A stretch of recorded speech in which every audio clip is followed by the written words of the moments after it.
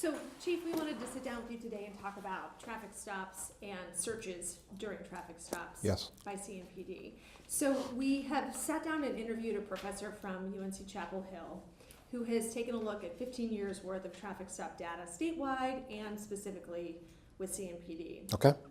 And he's examining discrepancies or disparities in how many Black, white, Hispanic drivers have been searched by officers. Sure. And so when it comes to CMPD, he has said that Black drivers are 150% more likely to be searched, Hispanic drivers 78% more likely to be searched compared to white drivers. And he says his research finds that men in Charlotte are more likely to be searched, Black men in Charlotte, than white men at most times of the day.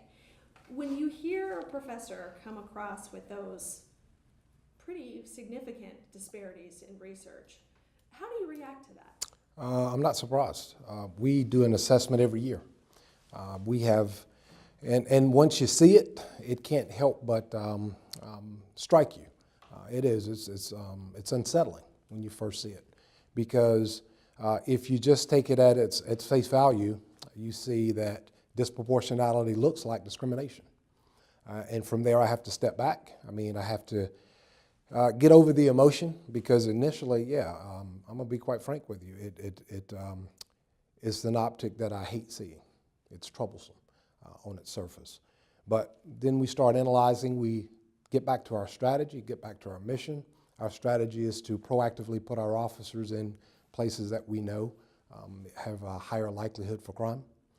Unfortunately, here in Charlotte, those areas a lot of times have a higher proportion of Blacks and Latinos. And so basically, because of our strategy, we're putting our officers on a collision course. The other big thing is, once we see that, we know we must do everything we can to mitigate. So we have layers of protection. We've created, obviously, new policies around arbitrary profiling. We make it a point of emphasis with our people. And we've even attached with the University of Chicago, their data initiative, where they're helping us improve our early intervention system so we can see statistically any outliers. Here's what I'll tell you. As troubling as the numbers always are when I first look at them, I don't believe the vast majority of our officers are coming to work, putting on a uniform, saying, I'm going to go discriminate against people who need us the most. I think what they're doing is trying to actualize our strategy that puts us in areas that we can proactively try to prevent people from being victimized, because there's no way to get around 6% of our violent crime victims are Black, and over 50% of our property crime victims are Black. So we're going to proactively, I can't turn my back on a community that needs us most. So we're strategically putting them there, and I keep explaining every year, so I'll see you next year as well, exactly what I'm finding when I do a deeper assessment to make sure that it's not bias and discrimination that's driving them, because I'm always skeptical. I've always been skeptical of our profession, and I think that's a good thing to keep us all in check. You talk about these additional steps to make sure that there isn't bias within CMPD. Has there ever been a problem with police profiling people in Charlotte? We look at, there will always be profiling. It's human nature. But is it arbitrary? Are you stopping people just because they're Black, Latino, just because of where they live? Those are things that are much more troubling. That is problematic. And let's be honest, I will never say there's no bias in policing. I think we all know better than that. We have humans doing the work. But what we try to do is make sure there's no intent, there's no intentional effort to really prey upon those who need us most. And the other thing is, and I always ask these people, I say, well, if the majority of my people who are struggling, impacted most by crime, are calling us to these areas, I'm not going to put a quote on how often we go there. We're going to proactively go there and try to keep them from being victimized even more severely. Can you get into some specific ways that you are trying to teach officers the difference between profiling and it being arbitrary? Sure. And how specifically are you teaching officers to avoid having bias when they're on the street? I wish I could train you not to be biased, but you're human. We all have biases, whether or not we want to admit to it.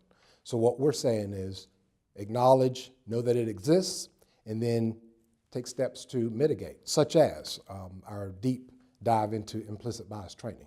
We want everybody to know that you're human, so you have biases. We also want you to know what arbitrary profiling, meaning what discriminatory policing looks like. That's why we have policies that prevent that. And we've heightened that policy. It used to be buried like in our courtesy violation. Now it's a standalone arbitrary profiling because we are intent in making sure race is not a sole factor in how we police. Even though data looks that way on the surface, discrimination is deeper than just what the data shows at first glance. Thus the need for a much deeper assessment of why we're there, why we're driven to areas, why we're strategically going there, and what might be driving those data points in addition to just in the aggregate where we're stopping people. I want to know the why, not just by how much. And when you send officers to these high crime areas, how specifically are you using that manpower? Very. First of all, calls for service and just a traditional, over the 15 years, a lot of these hot spots, unfortunately, haven't really changed. So we're sending them to areas that we know are impacted higher, more likely by crime, to a higher degree. So they're being proactive, trying to meet our mission, which is to prevent that next crime. The only way to do that is to go where that crime is most likely to happen. And unfortunately, those who need us most are the people who call us most, who get a disproportionate amount of our service, and that leads to disproportionate data points where it shows that we're stopping them more than their proportion of the population given the census. You have to acknowledge in a way that there are people who feel like they're getting extra attention in a negative way. Sure. Because they live in a bad neighborhood. Absolutely. First of all, I felt that way myself. Every time growing up as a kid, when I was stopped by the police, I knew in my mind what it was about, and I believed it was about race. And I can't help, even today, initially, jump to that conclusion, which is why I have to do a much deeper analysis, because what I'm not going to do is what I used to do as a kid. I'm not going to paint everybody with a broad brush. I'm not going to say you're racist just because I see data that shows disproportionality around race. I got to be a little bit more strategic and a little bit more informed. So the aggregate data is always good. It's a guide. And then in there, I go and dig deeper to see where the outliers are. And also, we continue to do stories like this once or twice a year so our people know. I'm intentionally looking for it because that is not how we're going to police this community. Our community deserves a lot better. When you focus on the hot spots and sending your manpower to those areas because they have such high crime numbers, you said some of those hot spots haven't changed over 15 years. So what makes you think that tactic is working or useful? It has changed in that it's not as violent as it was 15 years ago, but it's still hotter than other areas around the jurisdiction.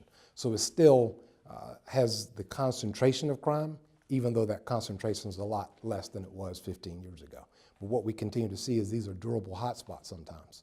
And again, if we were to say, I'm only going to go to an area based on proportion to their makeup of the population, I'd be setting a quota on how much service I'm giving an area that needs more service than others, and I think that would be irresponsible and totally inappropriate for a professional police department.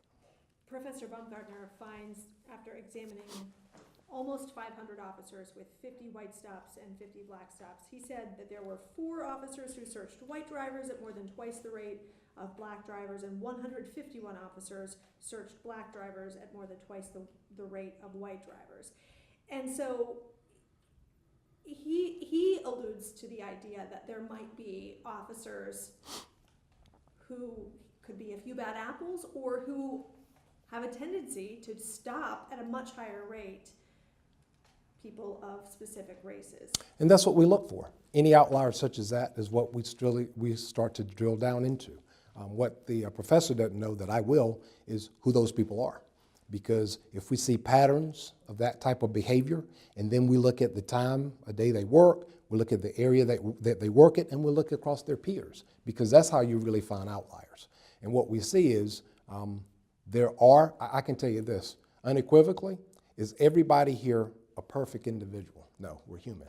So what we do with the arbitrary profiling policy, our EIS system, and our training is we let people know what the standard acceptable way to do business is, and when we see outliers, we address them. We bring you in, we give you additional training if we think that will address the issue, and if it becomes an issue around race and arbitrary profiling, you're not going to be an officer that we're going to keep here in this organization. Have you ever had to get rid of officers for profiling? No, not for profiling specifically, but what I can tell you is we've seen instances where we had outliers in areas such as that, and we had a pattern of misbehavior in other areas, and yes, we've had to rid ourselves of people like that in the past. It's just the nature of doing business and being in the people business. Some police departments in the state, like Chapel Hill and Fayetteville, have created a rule where their officers have to get written consent from drivers when they stop and search them. I spoke with Corinne Mack from the NAACP, and she made it clear to me that they don't want the written consent. But what they do want is officers to explain a driver's right when they are getting consent and it be captured on the body. A right to what? To decline that search. Sure. We do seminars all over the jurisdiction explaining that to people. The reason we do not do written consent is because it has to be on body-worn camera. So we capture not only the fact that you got consent, we get the nuances of the speech. We can see if you initially said no and we continued almost to the point where we're trying to coerce that consent, because that's a problem for us as well. If we see something like that, that's behavior that we do not tolerate. So it's more nuanced than just whether or not you sign your name. And as far as explaining to people their rights, we do that all over in every high school in the city. We do this in community forums. But when we're engaging the public in a traffic stop, we're not there to be your defense attorney. We're there to enforce laws. And everybody has access to their own defense after an action has been taken to enforce traffic laws. Okay. Major Patterson had mentioned to me that last year there were a handful, I think 7 complaints of profiling by citizens. Yes. Can you touch on that? How many complaints has CMPD received from people who allege that they've been targeted because of the color of their skin? Sure. And what has the outcome been? I can give you those specific numbers. I don't have them. As she said, we had 7 last year. And what we see is once we review and analyze the body worn and everything that's happened, last year we didn't have any that were sustained. But what we still say is it the same person? If I had 7 on one person, I think I have some more probing to do. If it's 7 different people who are on the same shift, working the same part of town, encountering the same demographic, then maybe not. But what we look for are the patterns. So if I have somebody who repeatedly gets those kind of complaints, that's much more telling that there might be an underlying issue. Okay. I think that pretty much sums it up unless Mike